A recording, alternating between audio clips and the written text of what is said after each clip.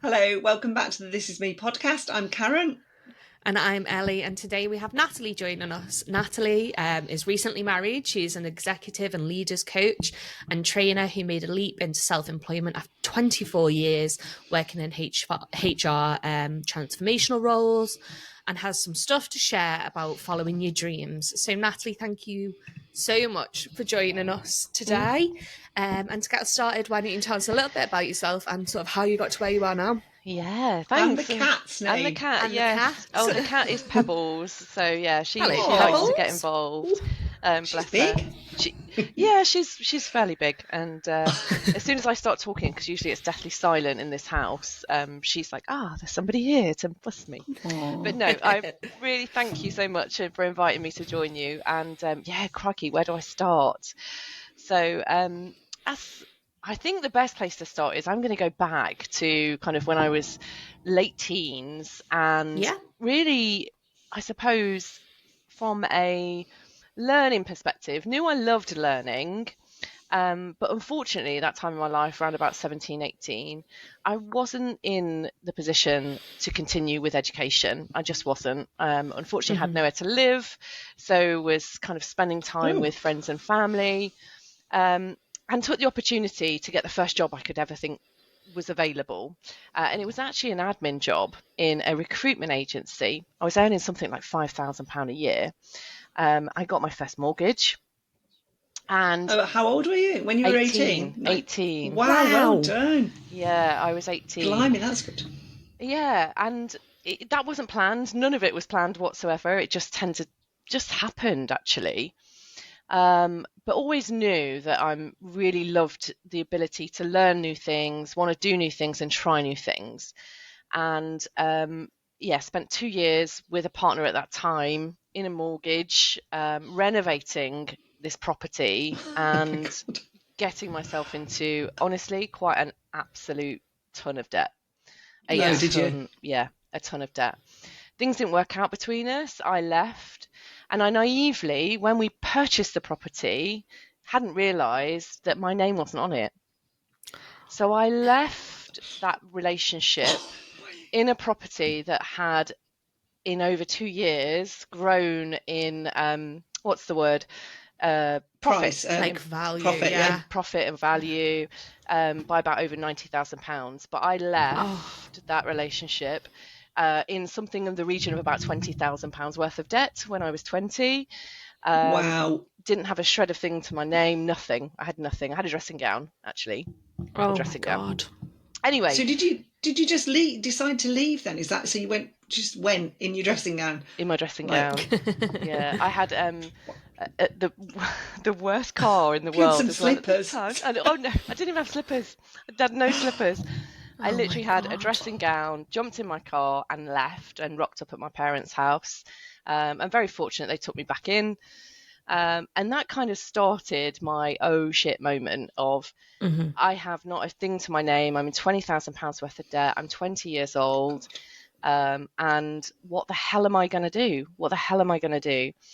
And what it meant for me was I had no choice but to find a job that could sustain me in trying to achieve my own property again. Yeah. That was always my dream. So I was really lucky that I'd met somebody who knew there was a job available, and went to work as a PA at George. Hey, that's where me and Nat met. Yeah. And when we're youngsters. Absolutely, yeah, a lot younger than me anyway, and you as well. But yeah. So I started that job, absolutely delighted. It was a brilliant place to work. And from that moment on, what that business and the people I worked with actually gave me was, one, the confidence that I could do anything and I could try anything. So I stepped from a PA role into a training role at that time. And I had the most amazing boss, and a lady called Paula at that time, and Karen was our director at the time, who just said, have a go, see if you like it. I love that team. Honestly, it was a team of women and two men. Two men. And it was awesome, the power of good women, wasn't it? Do It you know, like, was. Because yeah, what I saw around me were all these incredible women that were really successful and were holding it together and holding their shit together and doing a great job at it, is what I saw. oh, And we had a great time in the yeah, process as well, right? But it yeah, really started and ignited this fire of, oh God, I can do anything and I can try anything and have a go, and people are there to support you. So it really helped me kind of ignite this fire of, oh, where do I want to go? What could that look like? Because I'd never been able to do that before then. I'd never been able to look further forward than 3 months down the line. Can I pay my next mortgage payment? Yeah. Where are my clothes? Can I go and buy a shit ton of clothes? Or so getting that job, being in that team, and having those people around me really just cemented a layer of self-belief, is what I would say. So it was a brilliant start in my journey from a career point of view. And once I started in the training team, I knew I'd found my job. I was like, oh my God, this is it. This is what I want to do. It really resonated with me. I loved doing it. And it really helped to build my confidence in so many aspects of my life that I was really just built, I think, from that moment to say yes to pretty much everything and anything that I could. Any opportunity that came, it was ingrained at me from that moment to say, have a go, try it out, see how you can do it, and work it out as you go along. Isn't it liberating though when you get that, when you just say yes to everything, like instead of like saying, I need to think about it. Yeah. I mean, that's like, where did that journey take you then, that saying yes to everything? Yeah. Yeah. Well, not some great journey, not always a great journey, is what I would Yeah. say. Yeah. I'm a much obviously older and wiser now, and I'd probably be more of an advocate for say yes, but be really clear about your boundaries. That's where that took Well, me. I was going to ask because Yeah. whilst it all did happen and it sort of hit you, 20 is a really young age to have something like that big Yeah. sort of life-changing thing happen to you. And I was going to say, was some of that say yes to everything, I guess, like fear driven a bit, because it's like, oh, Yeah. I'd never want to be in that position again. So I'm going to Good say yes to question. everything and hope for the best. Yeah, I That's think a great so. question. Yeah, great Thank you. question. I do wonder I don't. whether if I hadn't had that opportunity to have a go. Sorry, here's the other cat as well. That's the next one. Let me surrounded by cats. Yeah, if I hadn't been given that opportunity just said yes to that, I don't think it would have given me the confidence. But maybe fear was a driving factor that, if Yeah, I God, if not to I say that like it's not. It was like, don't let me yeah put words in your mouth. But I was just wondering when I heard, I thought, but you must have been quite scared at some point. yeah Yeah, because I terrified. don't know what you think, Natalie, and I think fear sometimes can be, I'm not going to call it positive, but can be a positive driver. You Yeah. know, like fear of like not wanting to be somewhere where you were isn't fear about the prospect. It's like Yes. it's a driver. And I think it's a Yeah, really nuanced thing sometimes, that you think fear is a bad thing, but actually sometimes you need that fuel in you, that Yes. fire in you, don't you? So yeah. it's a very great thought, that, Ellie, which I'm going to ruminate on. Yeah. Thanks, God everyone. help Thanks you. so much. I So, do. I so you think you're said, right. Yeah, it does. In my early career, I think it was a positive influence in yeah, how I made my decisions going forward. yeah. Yeah. And then So, maybe fall into the trap of always saying yes then, because that's who Yeah. you've then become, is the person that says yes to everything. Yeah. so tell us a bit about the yes to the, and what you learnt was about the boundaries. That's really interesting, isn't it? So, Yes. So I was very lucky to work with some, like I said, some brilliant women throughout my career, and lots of opportunity. So when opportunities came up, it was like, yeah, why wouldn't I do it? I'm going to have a go, because that was my belief around, progression, or belief around to get to X, Y, Z, you need to say yes. And I remember accepting a role that was on offer that didn't feel like the right role. It was 2 nights a week away from home. I just had my twins. My twins were probably 18 months old, I think, at that age. 2 nights away from home, and a huge commute from Leicester to Colchester. Wow. And when I was offered the role, I was just straight, yep. I didn't listen to my gut feeling. I just went with my head. If I say no, it means I'm stuck where I am. So the fear then comes in about I'm fearful if I don't accept this opportunity. Yeah. So I accepted the position and very quickly realised, with 2 young babies at home, and their dad was quite successful in his role as well, and trying to balance that and missing out on a huge amount. My stepdad was quite poorly as well during that period of time. It just was not the right thing to do. It wasn't the right thing. And I really, if I look back now, I look back and I think I knew that at the time, but I was so fearful of just saying no, that therefore every other opportunity would stop. Yeah. Do you think there's something as well about, I know when I left and I worked for Asda for decades, there is also something about sometimes accepting a job even though you know all the little spidey senses going, because you don't think you're marketable, you know, like you don't think, it's like, well, I've got to do this because I don't think I'm able to get a job, especially when you've been in a job where it's been successful. So for me it was a little bit like, I better take this, even though there was things for me that were like different culture and all that. So I think sometimes it's that as well, isn't it, about value, you know, like, will I get another job? What do you sort of mean, like, oh, I better take it because what if this might never happen again, sort of thing? I'm not worth it. Yeah, exactly that. Bear with me one second. The cat has now decided to get herself tangled in my headphone wires and is just about to kill herself. Oh, no. Sorry. How we got that bit out, don't worry. How far's Leicester from Colchester? That's some commute.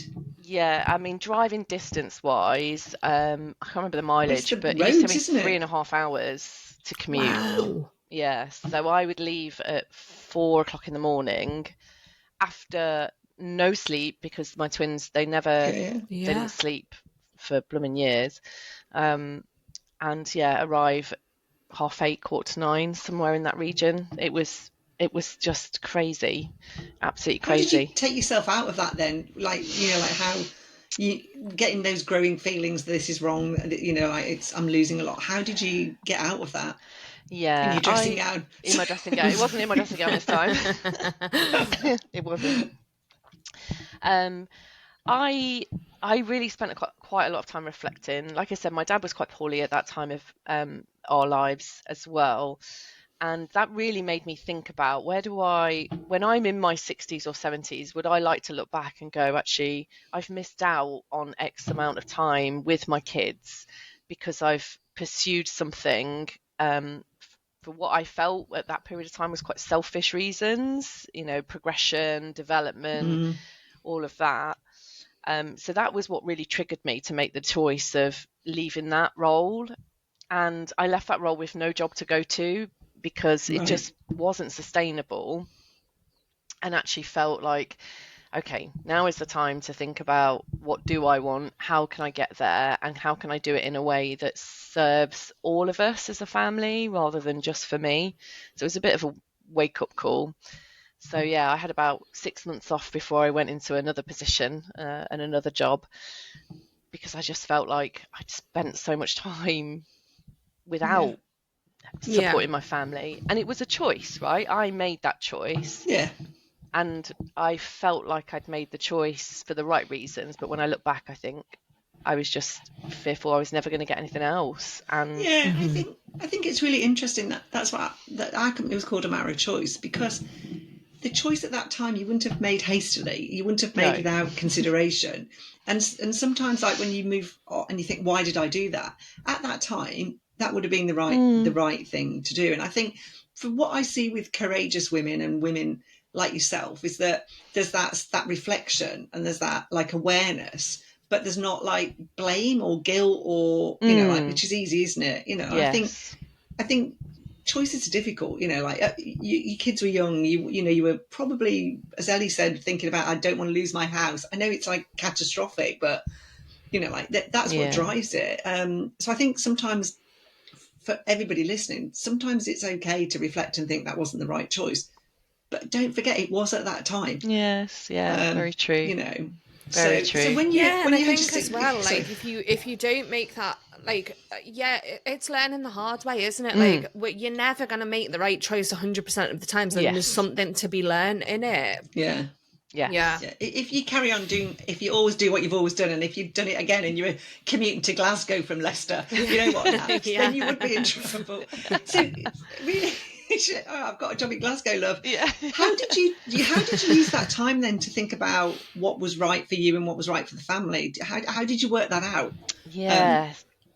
I think a lot of time and a lot of conversations with my ex-husband, but husband at the time, to really think about what do I really enjoy, what really brings me passion, and how can I balance that with also the desire to be there for my kids and being able to have some flexibility even about dropping off at nursery or, you know, whatever at that time for us was a bit of a difficulty.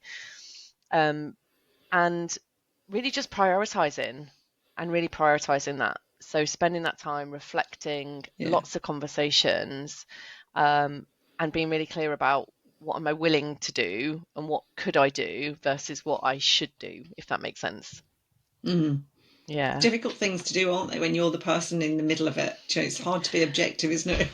It really is. It's really tough. It's really hard. And when you have as I did at that time, you know, my husband was really supportive, but he also wanted to progress his career. So you've two, you know, two quite ambitious individuals who both want to get on in the world of work and be successful. It's like, you're trying to jostle between what's right for you, what's right for them, and what's also right for the kids as well.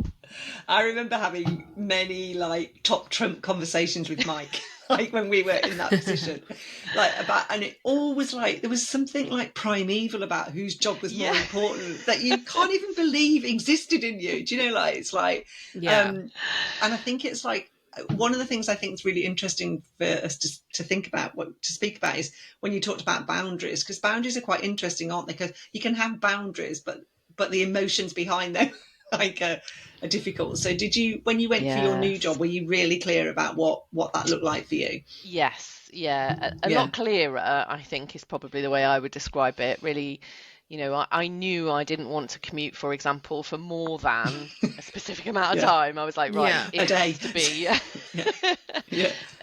So there were some things I was really, really clear about.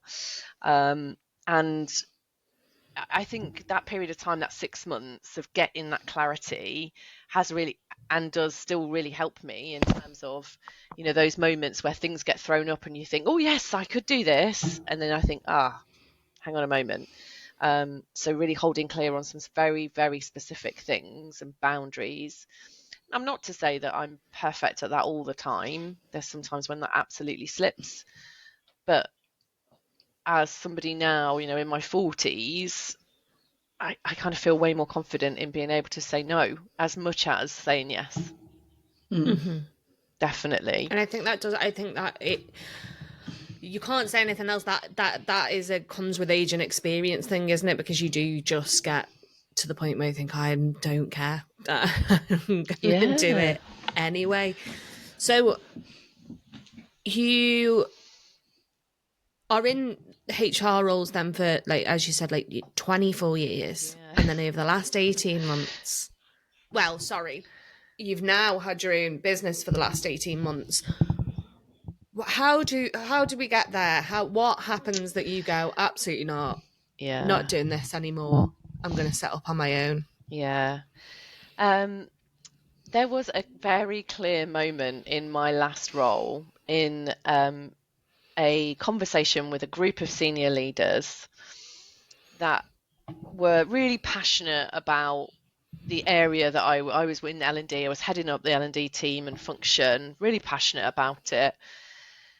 And I remember having this discussion about something really trivial and really quite minor at that time. And I thought, hang on a second, I'm trying to convince these individuals that have, one, no experience in the situation or the role that I have, and to just want to motor ahead. And I felt like I was pushing water uphill. And it had felt like that for quite some time in that last role, in that business. I'm pushing water uphill, trying to do more with less. And, you know, it's just exhausting. I was absolutely exhausted. So I'd always had in the back of my mind at some point, I'd love to work on coaching individuals. I'd love to work on L&D and those types of training opportunities as either a contractor or as a self-employed organisation. That's always been in the back of my mind. That discussion, that conversation really helped me to go, do I really want to do this for the rest of my life in trying to convince a bunch of senior leadership team on what to do and how to do it, and feeling like you're in a constant battle and fight? I also, at that period of time, I just sold a property, so I'd got a bit of slush fund. So, you know, opportunity was also there. And I thought, why don't I just do it? Why don't I just do it? Yeah. And, you know, had a huge number of discussions, conversations with my partner, now husband. And he's always a massive champion of me. And he's like great at being able to go, okay, well, what's going to stop you doing it? What could happen? We had these massive conversations and coaching discussions. And I was like, there's nothing stopping me. I cannot find a single reason not to do it. I literally can't find a single reason. But yeah, that moment of, God, I'm exhausted. I'm pushing this uphill. And I'm constantly having to do that because I'm in it, if that makes sense. What if I was out of it and actually working with teams and people that want it and want to develop themselves, develop their teams, so it didn't feel like so much of a fight. It gave me a bit of a kick, I think. It's really interesting because every conversation that we've had with someone on here that has gone on to set up their own business, there has been that moment for every single person, hasn't there, Karen? Like, there's not, no one's gone, do you know what, everything was really fine and I just fancied a change. And, you know, and like you said, like, and I'd always thought about doing it, but like, I think everyone always thinks about doing it, and but the, like, the safety of what you've got is like, you go, okay, but I'll put it off. And then it does get to that point where, and it is a shame, but people are literally hitting their limits and going, I literally can't do this anymore, for them to branch out. One of our friends on the podcast, she's a long time friend of mine, a daughter, the same age as my daughter. She's gone to America and she's the same age as my Laura. She's 29. And it was absolutely astounding to see the difference in America, where they encourage self-employment, they encourage entrepreneurship. And Ellie is so right. One of the things that we've started to notice, and I've been there, is this like becoming self-employed is a trigger. It's not, mine was health. Mine was like, I was made redundant, and then I had health challenges. But actually it can be something like that moment, just that moment in time where you're like, what am I doing? Yeah. And what I think would be interesting to hear your sort of challenges over the last years. But what I think that does is it means a lot of the time, particularly women, are ill prepared for running the business because it's almost like intuition. You go, right, I've got to go. You do all the financial stuff because it's usually, can we manage financially? Yes. Launch yourself into this business really ill prepared.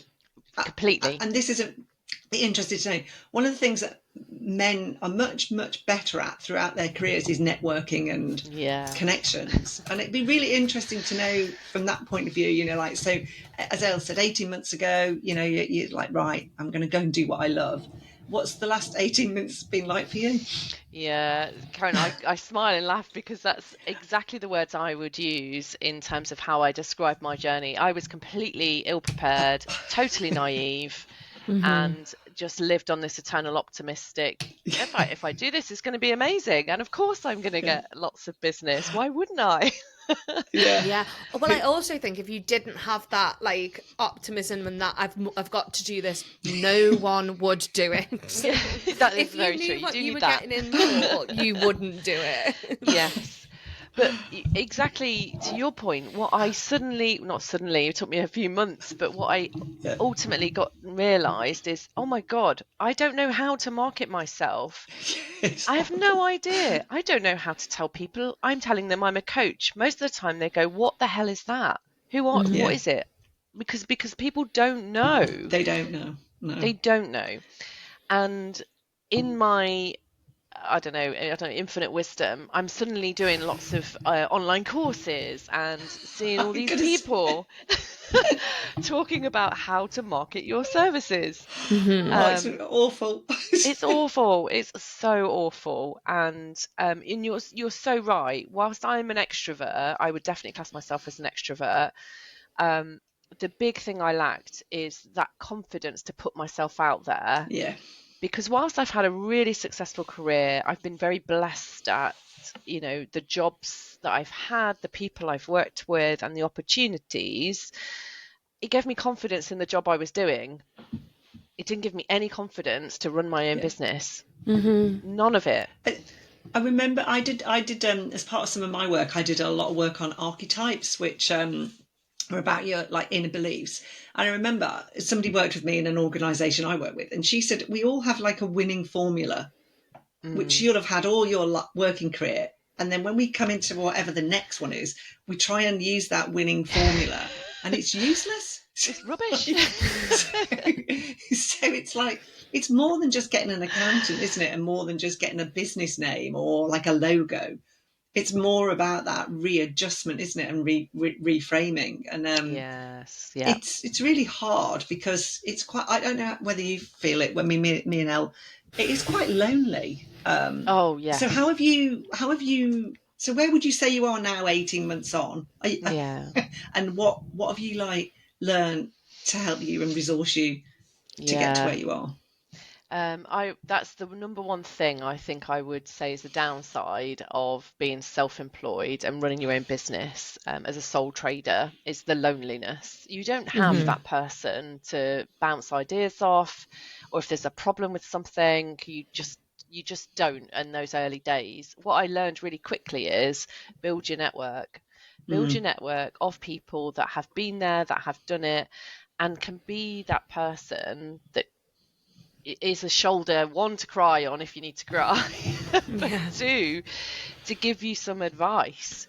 So that was the first thing that's really helped me is, building that network, not just of coaching professionals and people that do the same thing that I do, but business professionals that know.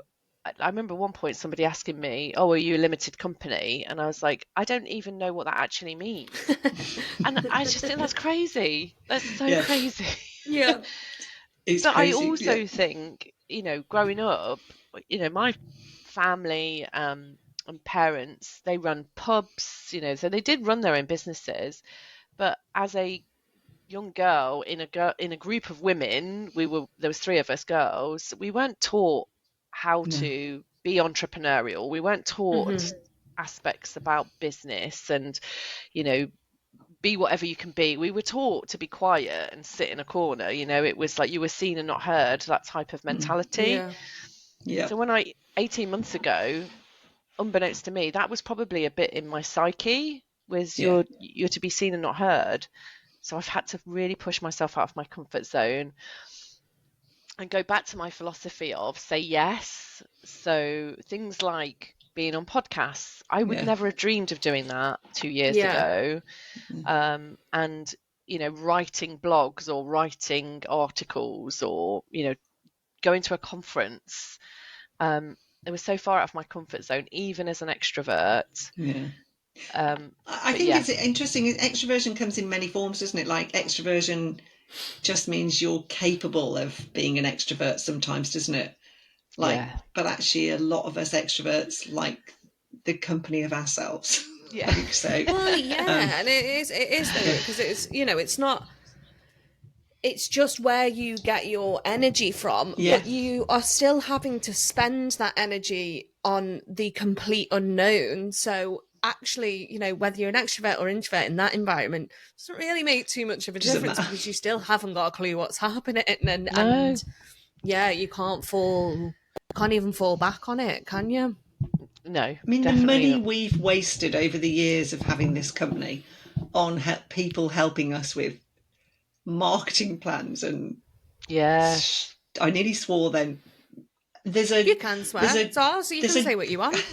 I think that one of the things that Women of Our Time wants to do is provide a different type of help for self-employed people, because there's a lot of people preying on vulnerability at the minute.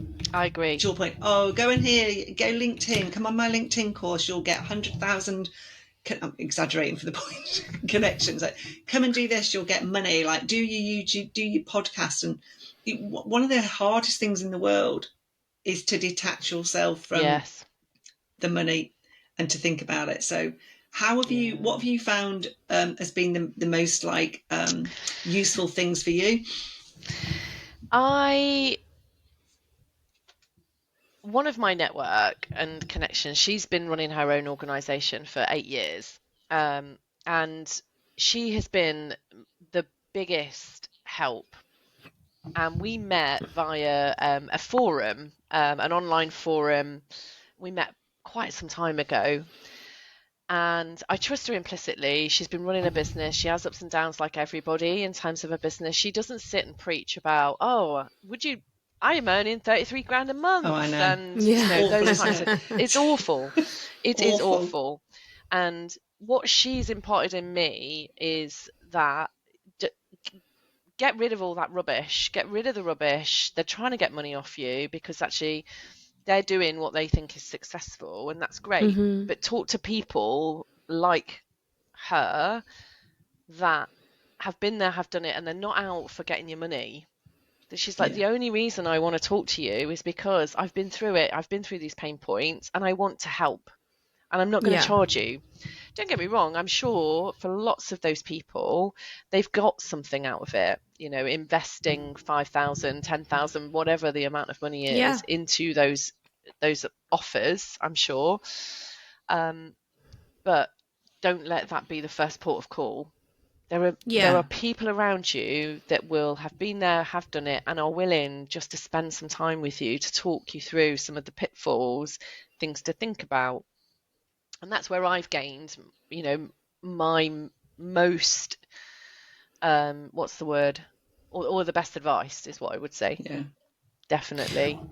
What has, because it is tough. It's really tough to run your own business, but we wouldn't keep doing it if it didn't give us something. So what has it given you? Has it, like, that when you had that moment when you thought, I cannot keep doing what I'm doing now, are you now at the point where you're like, I'm really glad that I've done what I've done? Like, what has it given you setting up on your own?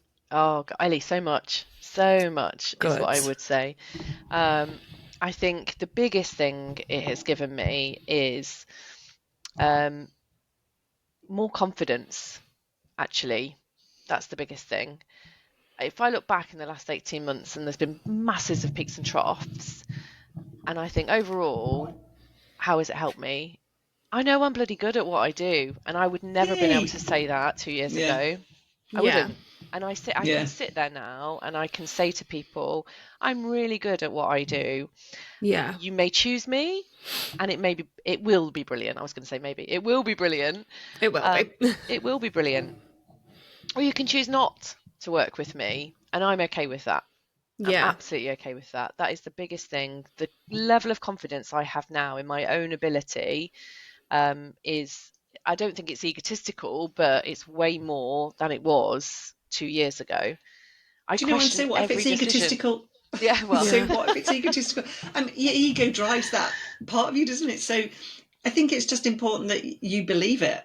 yeah, Do you know, like, it Yeah. doesn't really matter what other people think. Do you know, like, yes. it's No, I know, and I'm glad you said it, really, because I like a couple of minutes ago, can't quite remember what it was that we were talking about, but you'd said like, oh, I'd been really blessed, I'd been given these opportunities, and I'd had really good Yes. people around me. Now, don't get me wrong, you do need those things, but you haven't got those opportunities Yeah. and those people around you because you've been crap at what you've done. Do you know what I mean? Like that, like, you do have to be good at what you've done to get in the position that you were in and to be Yeah. in the position that you're in now. So yeah, I'm Yeah. glad that you have the confidence from it now.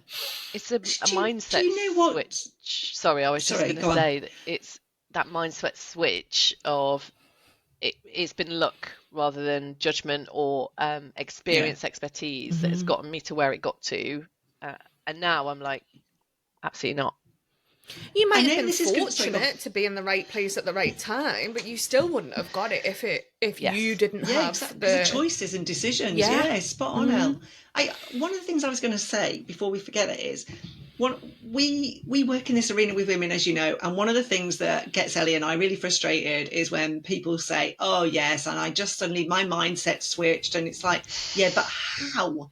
Do you know, like that's we read all these mantras and like all this like nonsense, but nobody says how. So I think I know, because I've been listening to you, what happened to change your mindset, because I think that's really interesting for people, because you don't just change your mindset by I'm listening to that Mel Robbins book at the minute, that Let Them. I think it's really interesting, but do you know what, it's great, I'm not her. So what helped you do that, just to help people listening, really, do you think? I don't know, I suppose it'd be individual for everybody. But yeah, it is. Yeah, but it's interesting to hear yours. Yeah, for me. Oh, hello. Cat. I'm a crazy cat lady, by the way. I think the thing that's helped me is it's me that's doing the work right now. I haven't got a team around me. I am doing every single step of running the business that I'm in. And seeing that and getting a positive outcome, and a regular positive outcome, for me personally, has given me that mindset shift. Well, I can't have been crap. I can't be shit. Yeah. Excuse my language. That's amazing. No, it's okay. Yeah. I think that's awesome. I can't be rubbish if I am still winning contracts and gaining clients and working through these problems. Well, I can't be that stupid or that ridiculous or that crap. No, that's awesome. At stuff. It's like the proof of the pudding's in front of you now, isn't it? Yeah. You're not going to have an appraisal each year by a boss that tells you what they think, because it's your appraisal, because you can see it. I think that's a really good insight, that you can actually see it. Yeah, that's really good. If I think back into the last business that I worked in, a big portion of we're talking about appraisals, you just prompted me for something, a big portion of your appraisal and performance review was 360-degree feedback.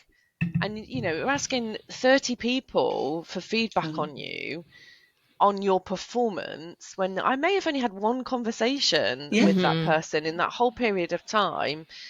But that evaluation of what everybody thinks of you in an environment that we were working in at that time, I got into that psyche of like, they must, I hope it's okay. And, oh my God, I hope they think I'm good. I hope they think it's just me. Now it's me. I know when things haven't been great and I need to do better. I know I'm not that daft, and the proof's in the pudding. That's good. And maybe I think that is what it is, isn't it? It's not like you don't have that moment of where you wake up one day and you go, wow, I am really good, but you have no other choice other than to trust yourself in the process, do you? And for the fifth time, the proof's in the pudding. But I also think an interesting thing to talk about is having, I think what is great as well is, this is terrible because this is not about value, but it's also, we worked with a company previously, and there was some, like, I wasn't actually doing the delivery of it, but there was some really poor feedback about the people delivering, and it was terrible. It was like there wasn't room for a tea break and they had to walk too far to somewhere or other. And it's absolutely liberating to be able to sit down and go, do you know what, we're not working with them anymore. Because I'm really not interested. If you've brought up people that can't walk, whereas if you were in the job, you'd be like, oh my God, I better sort that. Whereas it's like, do you know what? Yes. And I think that must be quite liberating as well. And that's not about not doing a good job. That's not about value. It's about, do you know what? I've had enough of this. Yeah. It's a great point, actually, Karen, and something that I'm, just thinking about as you were talking, that feeling as if you are in choice, because you are, and I always was in any job. I think everybody is, But I do believe in business, when you're working in organizations, there's a high level of influence in, people that are more senior than you, that work alongside you, have greater influence than you in how you proceed and make decisions, right? Yeah. Whereas now I feel I'm in greater choice of what I do, who I work with. And there are times when I've had to say to people, I'm not the right person for you. That's not something I can do and can achieve for you. And yeah, being in greater choice definitely gives you that confidence, that mindset shift, rather than, so slightly different to the early stage of my career of yes to everything. Yeah. Actually, boundaries and being in choice has helped. And I think for me, listening to what you've said, like that, how can you capture that for people who are going into this self-employed? I think it's really difficult when you're employed in a job, because you have got a system, you've got hierarchies, you've got cultures. But actually, to help people capture that essence of it's my choice is just like, that's one of the, to your point, Elle, about what does self-employment give you, that is something that is worth worth looking after. So you recently got married then, Natalie? Yeah. So what's next on Natalie's agenda? Well, gosh, yeah. Oh God, I'm in my mid-40s, so yeah, no more kids. So You're that's a definitely definitely on the agenda. No more children. Oh God, We've I got didn't 4. expect that. Oh, thanks for sharing. 4 kids between us is definitely enough. 4 teenagers at that. Yeah. As well. I I'm one for planning. I love a plan. I love a strategy. But I also have taken this opportunity in the last 18 months to embrace whatever comes my way, and have a go at certain things that push me out of my comfort zone. But, my focus is always from a business point of view. I've got much clearer about my offer and growing the business into, the one-on-one coaching space more than the learning and development. But also, how do I get opportunity to work with others more and co-collaborate? So they're the kind of 2 things on my agenda from a work perspective. Family Get side, yourself signed up for the Donate an Hour, Natalie. Well, interestingly enough, I was reading a few things last week and that popped up and I was like, I'm going to do that. I've just been appointed as a magistrate as well for amazing. Nottinghamshire. We should connect you with Brenda Henderson, shouldn't we? She's a magistrate. I was going to say, weirdly, you're the second person that we've had on that's a magistrate, which is fascinating. Oh my gosh, yes. So have you started doing any magistrating, if that's the verb for it? Wow. Magistrating, yes, exactly. So I've only done 1 sitting, so I only qualified and completed all my training and everything in September. So completed 1 sitting, so that's going to take up at least a day a month. But I'm super stoked about that. So yeah, that'll keep me busy as well. Shall we see you on the telly? Oh, there's Natalie outside. Yes, well, you might see me on the telly in the beginning of the year as well. Oh my God! Yeah, I've this year was one of those years when I began. I thought, I'm also going to do some of the things I've always wanted to do. One of them was I'd love to be as part of the judicial system, something like I'm too old to retrain as a solicitor or magistracy was that route. That's a very posh word, magistracy. I don't know if I can say it again now though. No, don't. No, don't. You did really well the first time. You did really well. Sorry. And then the second thing was I've always wanted to be on a game show, so I applied for a game show and I filmed that on Sunday. Just gone. Oh my God! Yeah, so that'll be out early in the year. Honestly, there's my dentist. My husband came in one day and he went, "That's our dentist on the telly." And it was some strange game where they almost like stand on a Segway and they go down these things. So I was next at the dentist. I've seen that. Do you know the one? I can't think what it's called. First past the line or something. Went to the dentist. I went, I saw you on the telly. Did you do game shows? He said, I love them. So his claim to fame was he's been on The Chase. And I said, how did you get on? He went, you have to read about it. And I read about it because it was in the paper, because he didn't get any money for the team and then won some money. He'd been on Only Connect a couple of times. Oh my gosh. Mastermind. And do you know what his specialist subject was?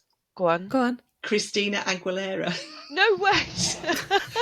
So what he said, random. Nat, just to warn you, is what he said was once you're on one, you get in. If they like you, they invite you back. Yeah. Wow. Oh well, let us know. Let everybody know when you're on it.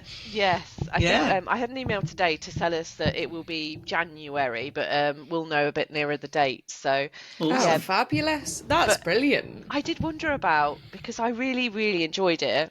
I was like, oh, if I apply for any more, they'll see that I've been on this one, so No. I'm probably not going to get on any others. So He's that's been on given me an loads. idea to Yeah. go forward. I was He like got looking. asked to. He got asked to co-present to do something, and he said you have to stop in the end because like Yeah. Oh, but the yeah. fame becomes too much. Yeah, I have to becomes stop too in much.